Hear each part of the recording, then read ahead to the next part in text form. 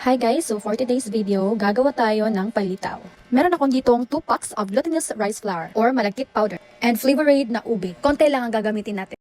At saka sesame seeds. And lastly, grated coconut. So ilagay na natin yung glutinous rice flour dito sa pinggan at tayo ay magsimula na. So ginagamit ko pala itong 1 pack na glutinous rice flour. Tsaka lagyan ng tubig at ihalo. Mix lang natin to hanggang magiging dough. Hanggang magiging ganito na yung ating dough.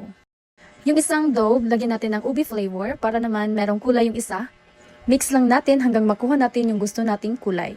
So pag ganito na ang kulay, okay na yan. So set aside lang natin. So ito na ang ating gagawing palitaw. So gamit lang tayo ng kutsara at ating i-roll at i-flat sa ating kamay.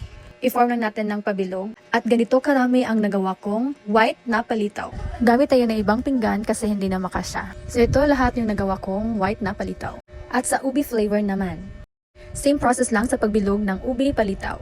At ito na lahat ang nagawa ko sa ube palitaw. At ready to cook na!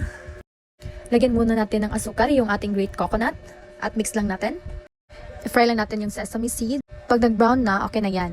Pakuluan lang natin yung tubig at ilagay na natin yung palitaw. Pag lumitaw na, ay luto na yan. Kunin lang natin yung lumitaw na at ito'y naluto na. At sa ube flavor naman, simulan na nating mag-coat sa grated coconut at sa puting asukar. Same process lang hanggat maubos nating mag-coat ang lahat. At ito na lahat ang ating nagawang palitaw.